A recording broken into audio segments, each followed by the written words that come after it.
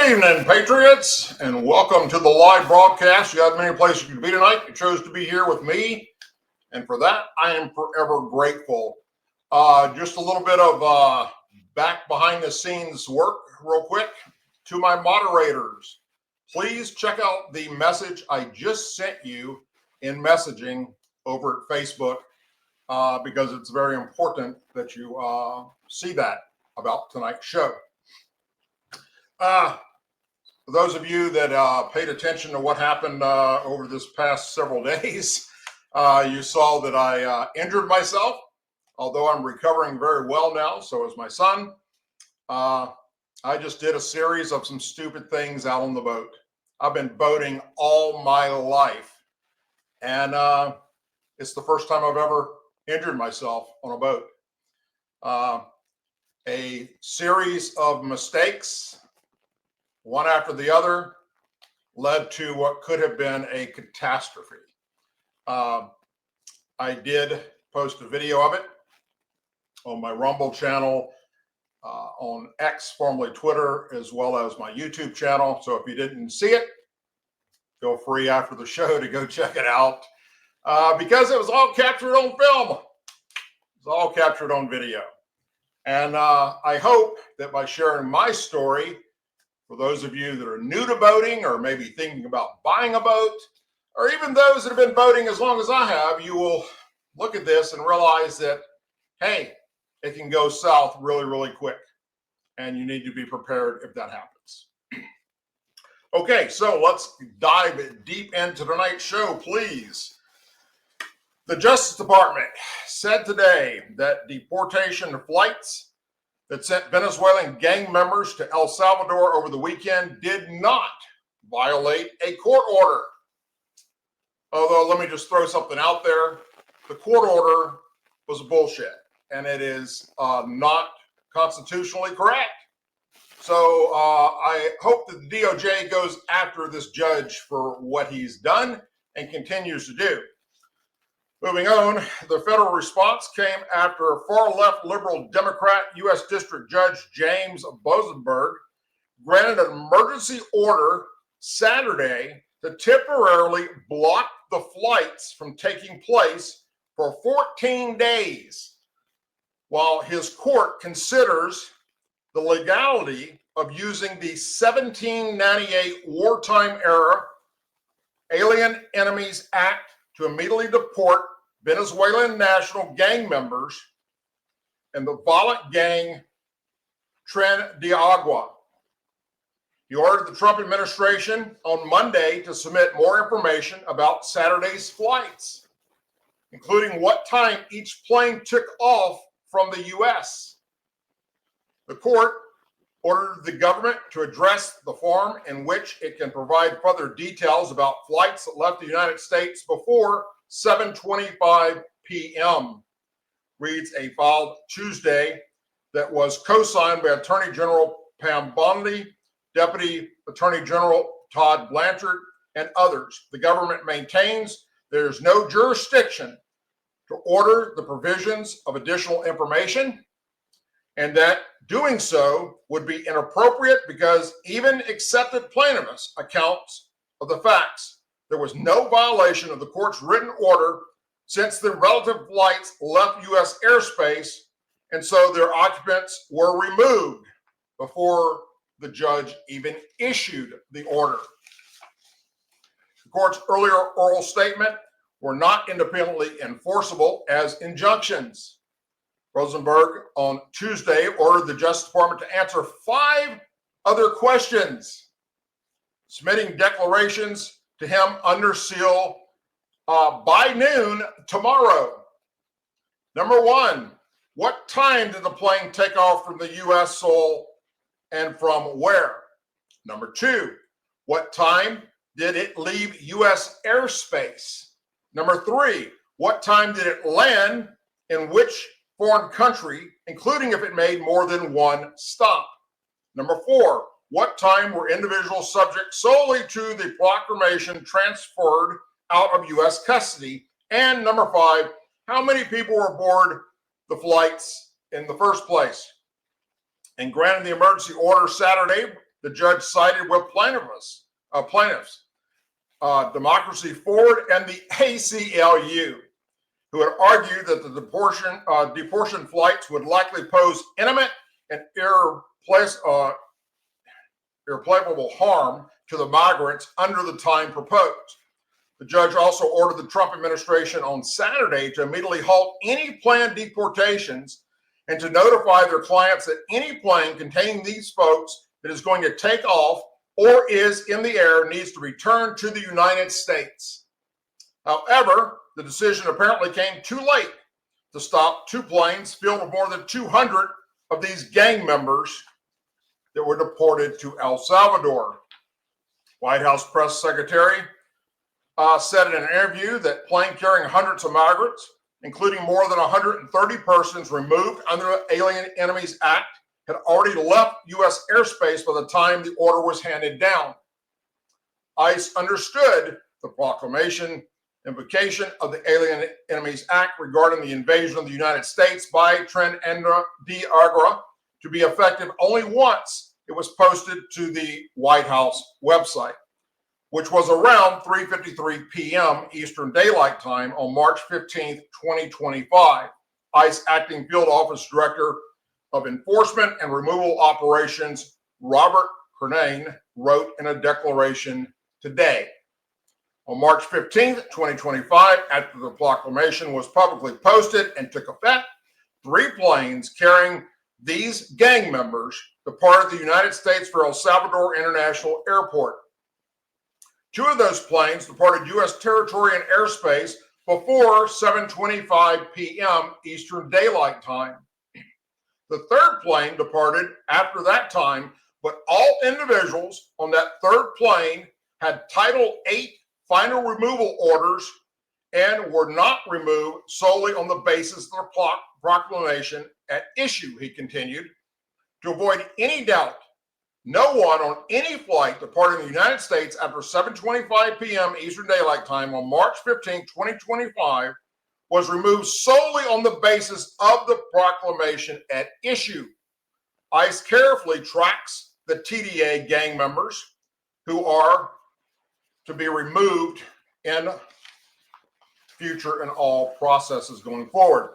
At this time, approximately 54 members of the TDA are in detention and on the detained docket. Approximately 172 are on the non-detained docket, and approximately 32 are in criminal custody with active detainers against them. Should they be transferred to ICE custody, they will likely be placed in removal proceedings, they said. Now, allow me to say something about Judge James Bozenberg and any American, regardless of your political party, that sides with him, as in Democrat members of the House and Senate and far-left liberals. You are sick, twisted, and outright un-American when you stand up for gang members that are responsible for raping women and children, murder, kidnapping, sexual assaults, drug trafficking, and trafficking of women and children over American citizens. You should be arrested and locked the hell up for the remainder of your pathetic, un-American, useless life. I've got absolutely no love whatsoever for anyone in this country of America that would side over terrorists or gang members that are here to do harm to me and you. Now, if you're a Democrat or a liberal and you think it's okay, well, when it happens to you or your family, you won't feel that way. So, look, for all of you up there in the House and the Senate, you Democrats that are screaming and hollering about all this shit, I hope karma comes back and bites you and your family square in the ass. Because that's the only way you will get it through your brain that these people do not need to be in our country. Moving on. An MS-13 senior gang leader on the FBI's 10 most wanted fugitives list is being extradited to the U.S. after his arrest in Mexico. FBI Director Kash Patel announced today. His name is Francisco Javier Roman Bardalas. He was arrested yesterday in the mountains of the Gulf Coast state of Veracruz by Mexican soldiers and federal agents. The FBI was offering a $250,000 reward for information to get him arrested. I can now confirm that last night, working with the Justice Department and other interagent partners, the FBI has extradited one of our 10 most wanted from Mexico, one we believe to be a key senior leader of MS-13. He was arrested in Mexico and is being transported to the U.S. as we speak, where he will face American justice. This is a major victory for our law enforcement partners and for a safer America. Thank you to our brave personnel for executing this mission. And thank you to Mexico for their law enforcement and military help in this matter and supporting the FBI in the investigation which led to this arrest. The FBI said that this guy faced charges in Eastern District of New York relating to several offenses for his alleged role in ordering numerous acts of violence against civilians and rival gang members, as well as his role in drug distribution and extortion schemes in the United States and in El Salvador. The Maria Salvatro, or MS-13, was one of 8 Latin American criminal organizations that are now, thanks to Donald Trump, declared as foreign terrorist organizations. Bardalas' transfer comes nearly a month after Mexican authorities extradited another drug cartel member to the U.S. back in February. His name was Jose Rodrigo Sanchez, 39, faces charges relating to drug trafficking in New York City for the H2 cartel, according to federal prosecutors. The head of the Drug Enforcement Agency, DEA, said last year that the U.S. is facing the most dangerous and deadly drug crisis in its history, with fentanyl and methamphetamine flowing across our southern border, and that the Sinaloa and Jalisco cartels are at the heart of this crisis. Prosecutors allege that under the direction of Sanchez, H2 transported cocaine, heroin, marijuana, methamphetamines, and fentanyl into the U.S. on a monthly basis from June of 2013 to December of 2016. The cartel used multiple distribution cells throughout the country, including New York, Las Vegas, North Carolina, Ohio, Los Angeles, to traffic large quantities of drugs. As alleged in the indictment and court filings, Sanchez was one of the principal leaders of the H2 drug trafficking organization, a brutal, violent, transnational criminal organization that flooded American streets with dangerous drugs and protected its operations through murder and corruption, U.S. Attorney John Durham said. Sanchez also directed members of the cartel to kill members of other drug trafficking organizations and additionally perceive rivals, according to prosecutors. Monday's arrest was swift handover, came just weeks after Mexico handed over 29 drug cartel figures, including drug lord Rafael Corantos, who was allegedly behind the killing of a U.S. DEA agent back in 1985. Mexico has also stepped up operations against the cartel. President of Mexico has worked to show that President Donald Trump that Mexico is a reliable partner on security and immigration. The results have so far kept most of Trump's tariffs at bay. The Trump administration sent 2 other members of MS-13 to El Salvador over the weekend, along with hundreds of the Venezuelan gang members that were sent there as well. So once again, that's not good news for the Democrats up in Washington, D.C. It's not good news for liberals because they think they're all just, oh, it's how mean of us to do this. How dare us get rid of these poor, innocent men. You know, look, I'll go back to what I said a while ago. The only way this changes for them, no matter what we say, the only way they're going to ever get it is if a member of their family is raped, murdered, tortured, kidnapped, or force-fed drugs by these Venezuelan gang members, MS-13 gang members.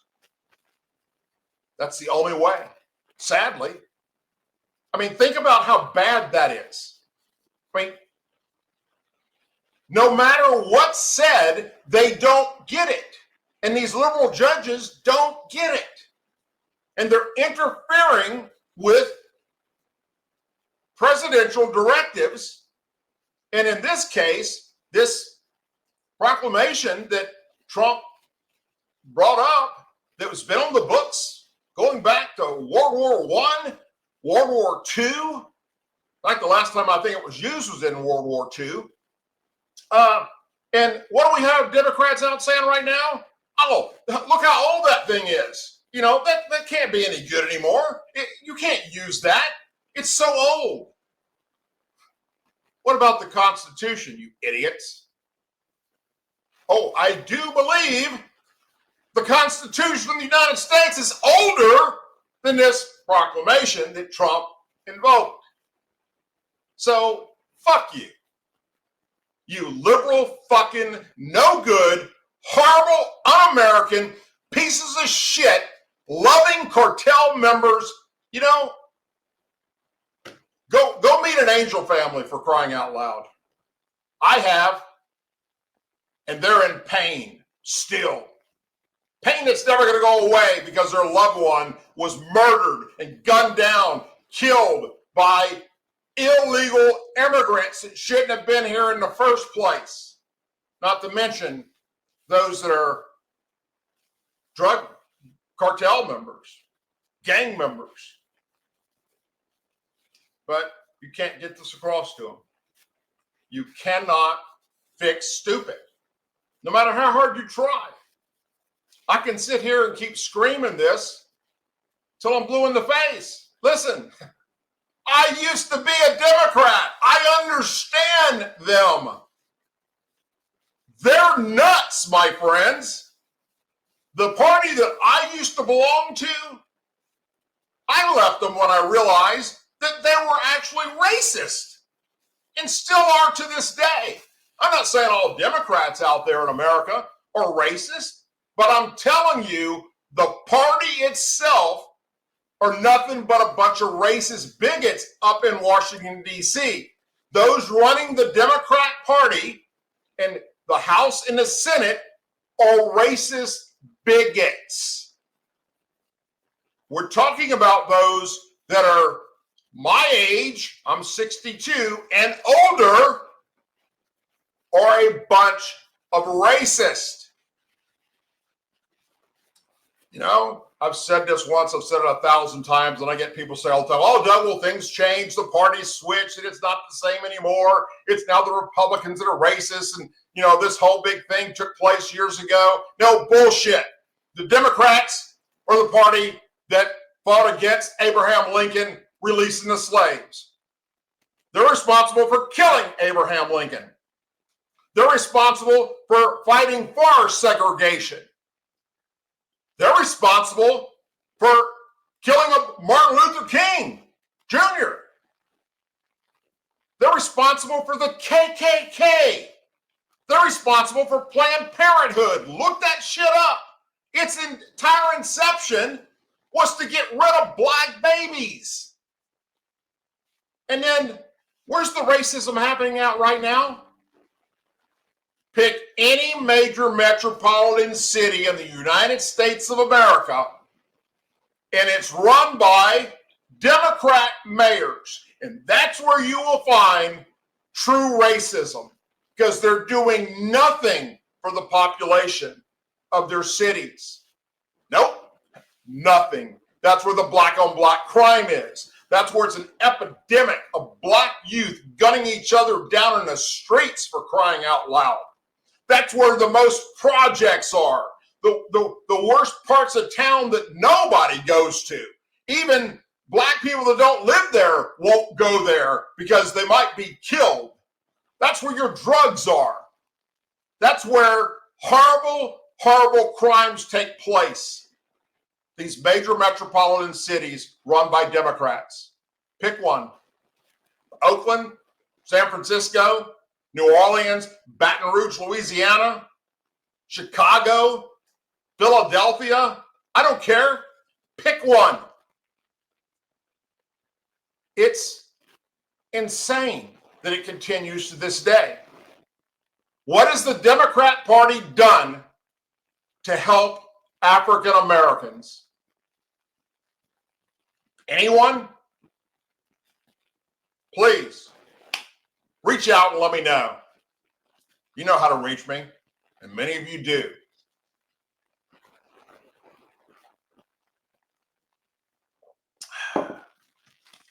Today, Trump says he sees a very good chance for peace between Ukraine and Russia after having a very good and productive discussion with Russian President Vladimir Putin.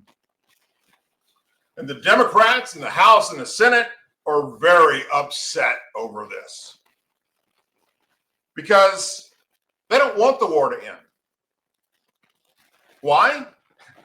For the sole purpose that if the war ends, Donald Trump gets a check mark in the things that he promised he would do if elected president. And it's driving them insane. Every time something positive happens in this country under Donald Trump, they don't like it. They hate the man so much that they'd rather continue what Joe Biden was doing for the past 4 years, which is funneling billions of dollars and billions of dollars of military equipment into Ukraine to keep this war going on, and innocent lives being killed and lives of service members on both sides killed on a daily basis. Back on March 14th, on a post on Truth Social, Trump said the United States had urged Russia to spare the lives of thousands of Ukrainian soldiers that Putin has been isolating by his Russian troops in the Russian Kurdish region. The post came just hours after the Kremlin said it was cautiously optimistic following a meeting late on March 13th that was between Putin and U.S. Special Envoy Steve Witkoff. We had a very good and productive discussion with President Vladimir Putin of Russia, and there is a very good chance that this horrible, bloody war can finally come to an end, Trump wrote. Trump added that thousands of Ukrainian troops are completely surrounded by the Russian military at this moment in a very bad and vulnerable position. I have strongly requested to President Putin that their lives be spared, he wrote. This would be a horrible massacre not seen since World War II. Putin said a day earlier that a group of Ukrainian troops were isolated in that Kurdish region, the site of a surprise incursion by Ukrainian forces last August. Responding to Trump's plea on March 14th, he said the soldiers' lives would be spared if they surrendered and urged Ukraine to order them to do so. Officials in Ukraine have said that while Ukrainian forces have been slowly withdrawing in the Kurdish region under heavy pressure from Russian troops, but the Armed Forces General Staff said on March 14th the reports of the alleged encirclement of Ukrainian units in the Kurdish region are false and fabricated, and that Russia's making it up. There is no threat or encirclement of our units, they said in a statement that was put on social media. Now, I'm not there, and neither are you, to determine which it is, but it doesn't matter. The point is, here's a war that's been going on for 4 years. For what reason? It's never going to end. We can continue to do what Joe Biden and Kamala Harris did and pump money and millions and billions of dollars worth of military equipment into that country and just let them continue to just freaking slaughter each other. Or find a way to get them to stop. And it appears right now that Russia has agreed to, if nothing else, stop bombing or attacking infrastructure and power grid, oil facilities, and things of that nature. Now, I would have done this completely different, which is probably why I'm not the president of the United States, because I'd have done things a little different than what's being done. I'd have went in and told Putin, look, it's this simple. You either stop or we're going to fast track Ukraine to membership into NATO. And when that happens, the United States, along with our NATO partners, are going to bomb your ass back to the fucking Stone Age. That's how I would have handled this. I guess my diplomacy skills are limited when it comes to standing up to the bad guys. Russia invaded Ukraine. Ukraine didn't do shit to them. Russia wants Ukraine as a launching platform to take back other places that separated when the Cold War ended. That's what this whole thing is about. For reasons that I don't know, because I'm not in Donald Trump's head, he's treating this equally, that they're both at fault here. Now, I believe there's plenty of fault with Ukraine, not with Russia attacking them. No, they didn't deserve that. But with what happened with Hunter Biden and Joe Biden and the Biden family with Burisma. Remember that? Oh, it's still there, my friends. There were some things that took place in Ukraine that are criminal. But Joe Biden pardoned his son all the way back to before he started Burisma. Why did he do that? Because he knew what was coming down the pipeline if he lost the election.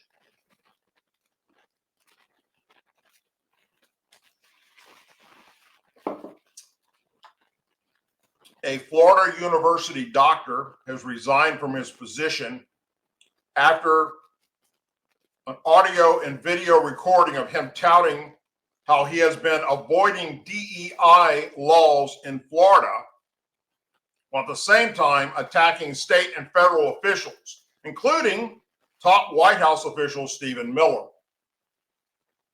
Shortly after learning of Dr. Brown's comments, the university decided to place him on administrative leave to allow a thorough review of the matter, University of South Florida spokesperson said today. In response, he chose to resign effective immediately. His name is Dr. Haywood Brown, Associate Vice President of Academic Affairs at the University of South Florida, explained how he continues to implement DEI policies and how he has avoided state and federal discrimination laws, as well as a recent Supreme Court ruling that colleges cannot consider race and admissions decisions. During a recent presentation last month at Virginia Commonwealth University, I really want to discuss the threat of the anti-woke movement to medical education and training in healthy equity, he said in the video. Hayward explained how his job title changed, but revealed that his actual activities did not. Even though I eliminated my title, I didn't eliminate my job, he said. He was previously the vice president for institutional equality at the University of South Florida. They just changed the title so they wouldn't look at him under the microscope anymore. They continue doing the same shit. It didn't change anything that I was doing already. He explained that a USF and DEI office was rebranded to focus on cultural enrichment. As long as it works, that's what we do, he said. So we changed our name to Healthcare Access, Brown said in the presentation. Who could argue against that? How do you get healthcare excellence? You only get healthcare excellence through equality. If you have a workforce that can meet those needs, so my office changed its name. We're able to do that to culture and enrichment. And we had it codified by our facility, council, and task force. And so the facts that it comes to codify this. And as a result, this is now how we address our issues. And who can argue against culture and environment? You know, he said. But we no longer have a person who dictated to it. We have a council that's dictated to it, or dedicated, I'm sorry. Brown added, isn't that slippery? As long as it works, that's what we do, Brown said in the presentation.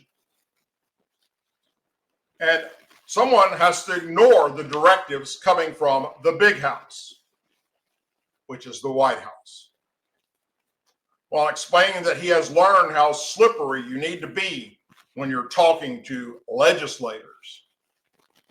In his address, Brown also attacked the White House and Stephen Miller, who's been critical of DEI in the first place. Well, Stephen Miller has already tried to attack the University of South Florida, he said, of Miller. He went on to say he's a Dukie, which stands for Duke University alumni. We don't claim him. He also claims to be Jewish, but we'll see. He also said that the Supreme Court decision would not affect Florida as race-conscious admissions and that have been banned in Florida since 1999. He also described his experience on Capitol Hill and how I've learned how slippery you need to be when you're dealing with members of Congress. DEI is defined as any program, campus activity, or policy that classifies individuals on the basis of race, color, sex, national origin, gender identity, or sexual orientation, and promotes differential or preferential treatment of individuals on the basis of such classification.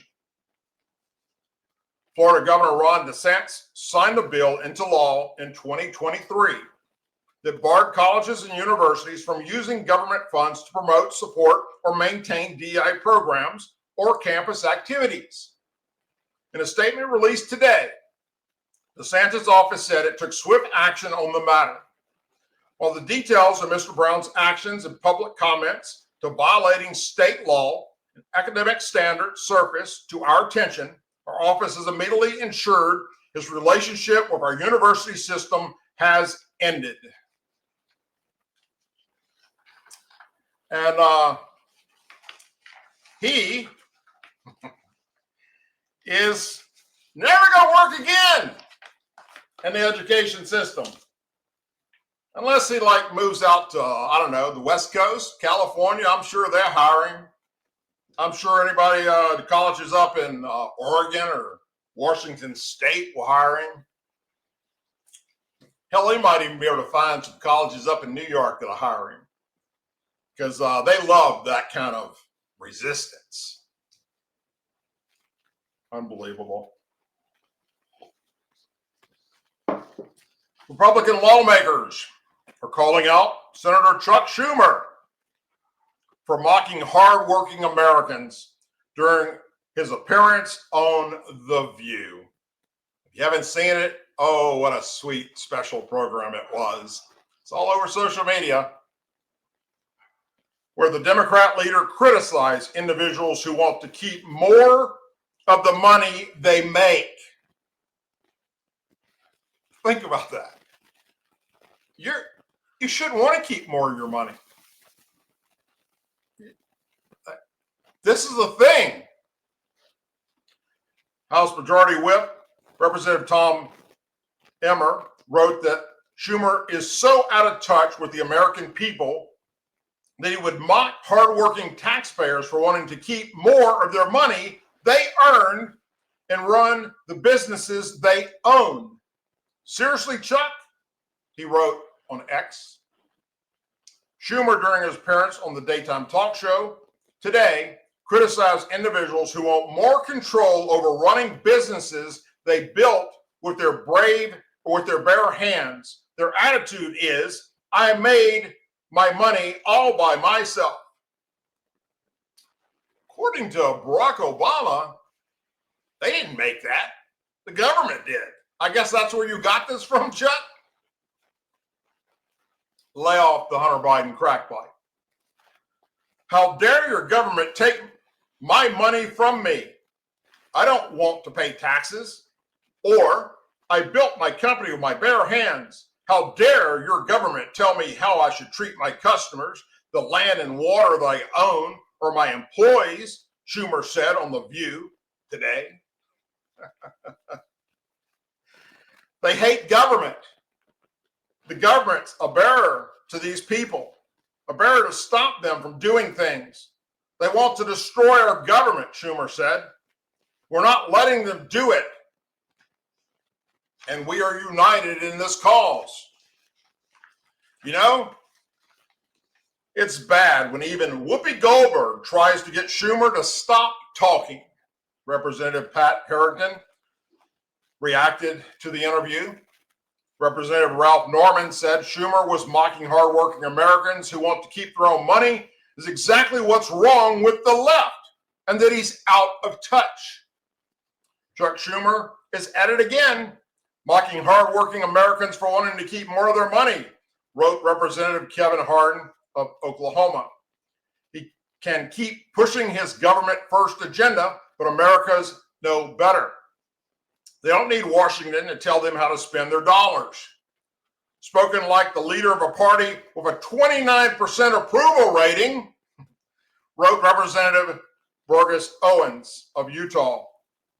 Schumer also defended his reasoning for breaking with members of his party to help pass a Republican-led government funding bill on Friday, and said that he wakes up at 3 a.m, sometimes so worried about the future of the country under these oligarchs. Chuck Schumer says he wakes up at 3 a.m. thinking about Elon.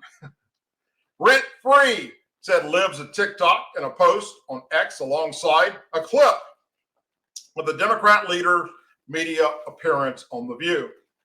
The absolute horror of returning to government spending levels from a few years ago, Senator Mike Lee of Utah wrote in a post in response to Chuck Schumer.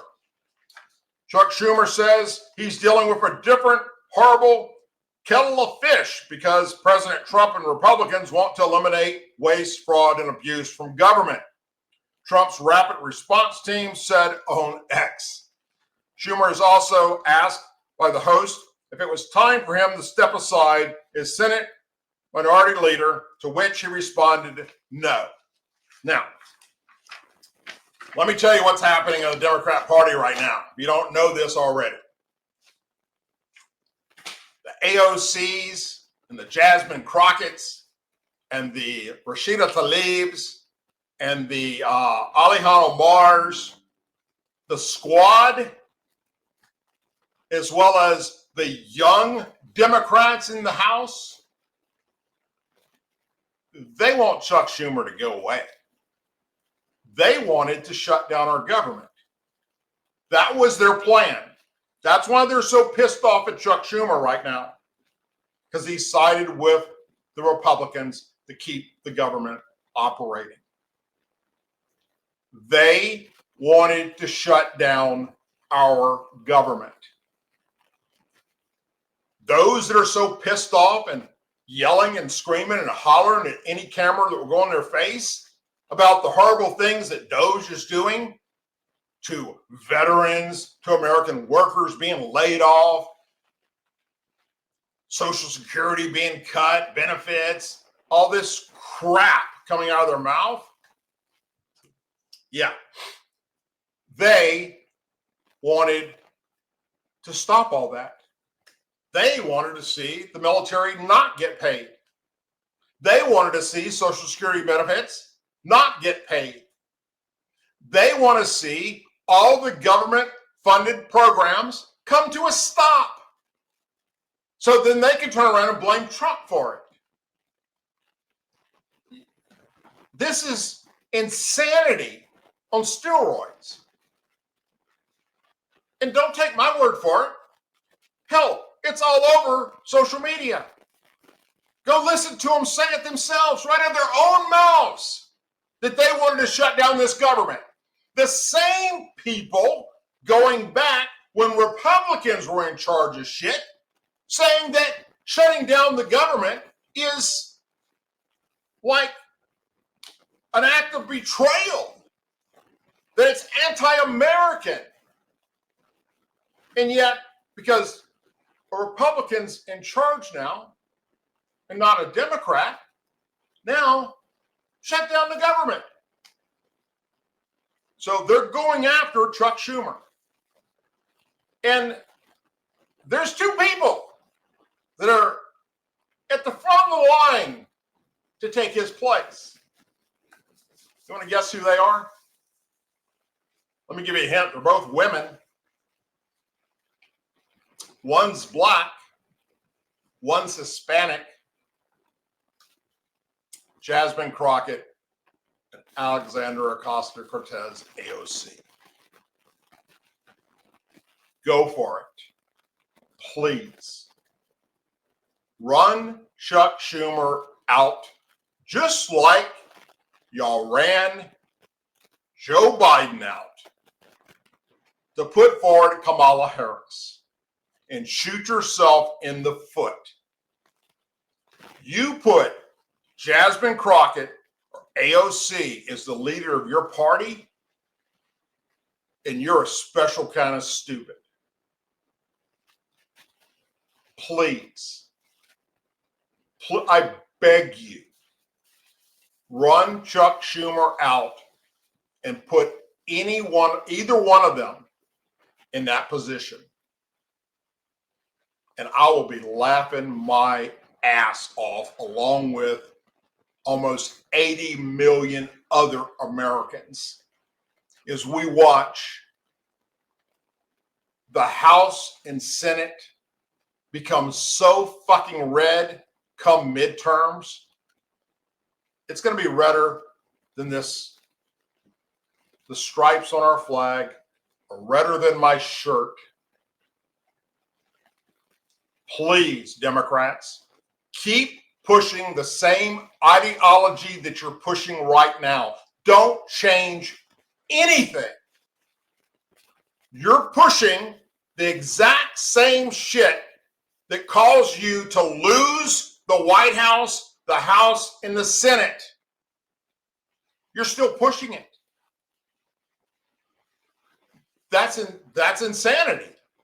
Literally, that is insanity.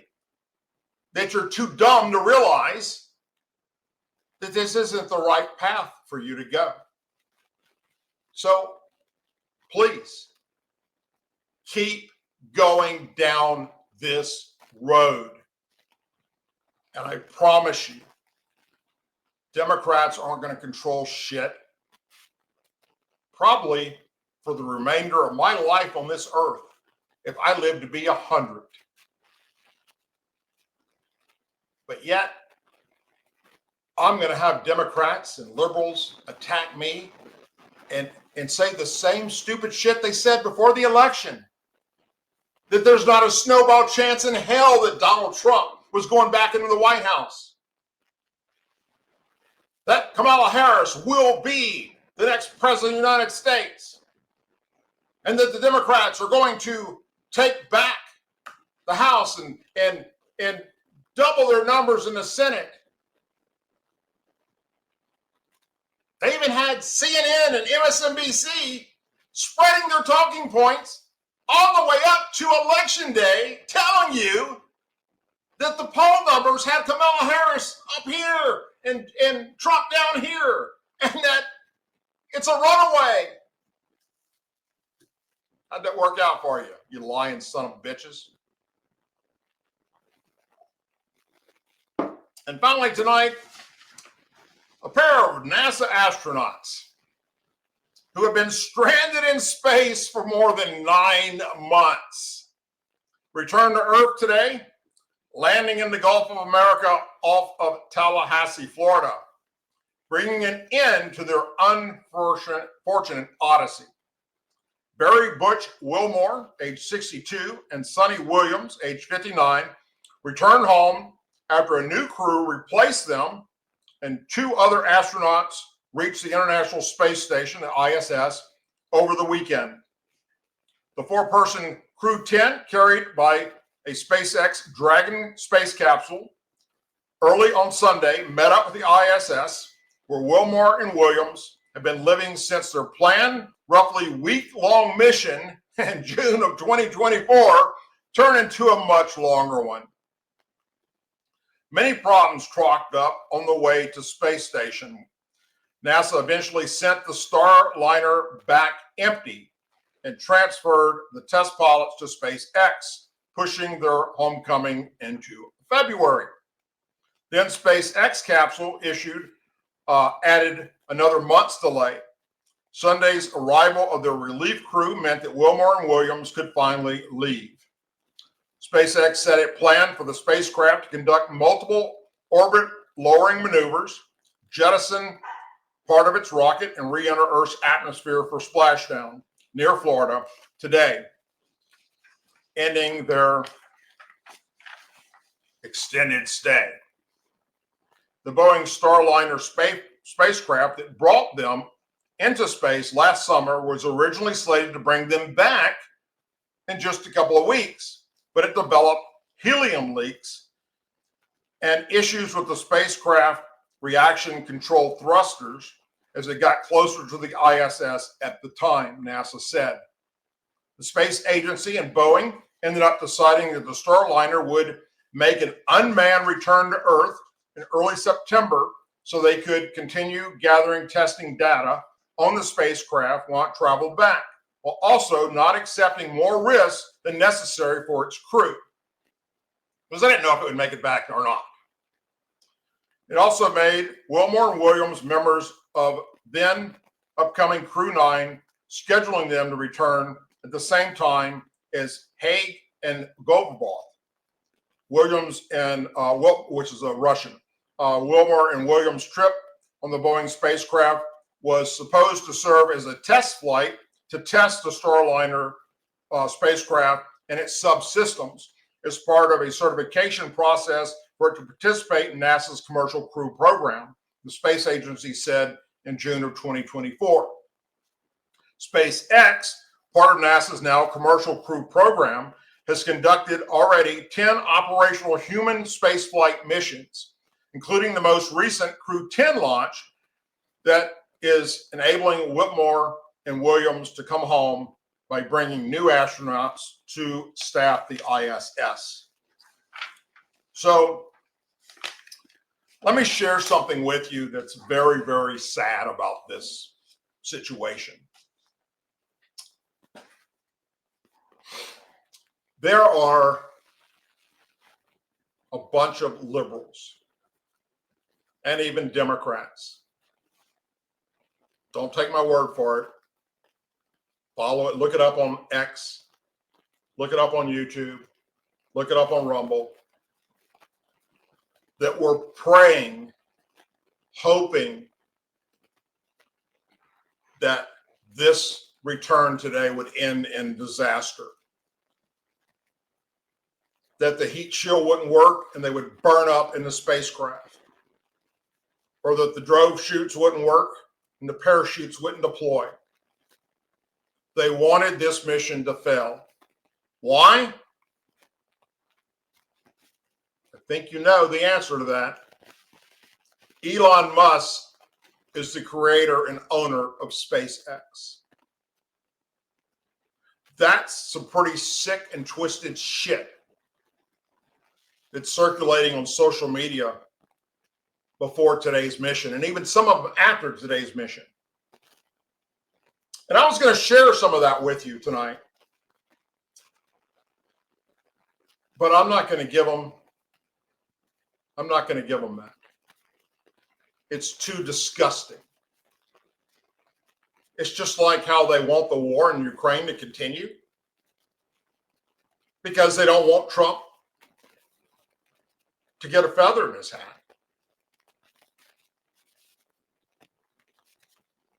These same Democrats and liberals are the same ones that are all upset that Israel's now bombing the fuck out of Hamas again in Gaza because they refuse to release those hostages like Donald Trump told them to. Donald Trump said, we're done with this piece by piece shit, letting out just a few, and then the next week letting out just a few. No, you're going to release all of them now, or I'm going to give Israel everything they need to wipe you off the face of the earth. He gave them a deadline, and they told Donald Trump to go fuck himself. And now we probably will not get any more hostages back alive. Hamas has already said they're going to kill them. So, as far as I'm concerned, turn it into a glass parking lot. And all the supporters of Hamas and Hezbollah here in America on our college campuses, thankfully now the FBI and Department of Justice is going after them, arresting them as terrorists, because that's what they are. They're little fucking snot-nosed terrorists. They're trying to warp the brains of American youth in college to believe that Jews and Israel are hateful and that Hamas and Palestine are all good. How many people are in Palestine before the war? Think about that. Look it up. And then how many members of Hamas were there? It's not even close. The citizens of Palestine could have taken their own damn country back and did away with Hamas and stopped them from putting their military command and control structure in hospitals and schools and using civilians as human shields. But they didn't. And where does Hamas recruit their members from? Right there in the Gaza Strip, in Palestine. So as far as I'm concerned, turn it into a glass fucking parking lot. Kill them all. I don't care. If you're a terrorist or you support terrorism, you don't deserve to keep breathing air. Whether you're an American citizen or you're here from the Middle East on a student visa, if you support terrorism, you don't deserve to be breathing air. That's my personal opinion. You have many places you can be tonight. You chose to be here with me, and for that, I'm forever grateful. After tonight's show, I will put it up on my YouTube channel and other social media platforms. We only go out live now on Rumble and on X, formerly Twitter, and also on LinkedIn, where you can always catch the show live. It also gets uploaded to douglasducote.com. If you've already done so, check out the website there. Please share the show, share the videos, share the channels with your friends and family and on social media. Help us spread the word, because I'm going to continue calling out the truth, whether it's against Democrats or Republicans. I don't give a shit. We send you to Washington, D.C. to work for we the people, and you're up there fucking off, and you're doing things for your own benefit and for your family. I'm going to have a problem with it. You're up there to represent we the people, period. Not for your own self-interest. And the biggest example of that is how somebody can become a member of Congress that left a job making $50,000 a year to take a job in Congress making $175,000 a year, and 10 years later they're a multimillionaire. Yeah, the Department of Justice need diving deep into that shit to figure it out. And there's some people that are not very happy about that at the moment. I'll be back on Thursday for another live broadcast. I hope that you will tune in. As always, please say a prayer for our men and women serving the United States military, our veterans, our law enforcement officers, our first responders, their families, our angel families, our blue and gold star families, and our country. May God bless the United States of America. May God bless each and every one of you. If something breaks between now and Thursday that's of very importance to American patriots, I will either do a live video about it, a live show, or a video. Other than that, I will see you all on Thursday. Have a wonderful and blessed night.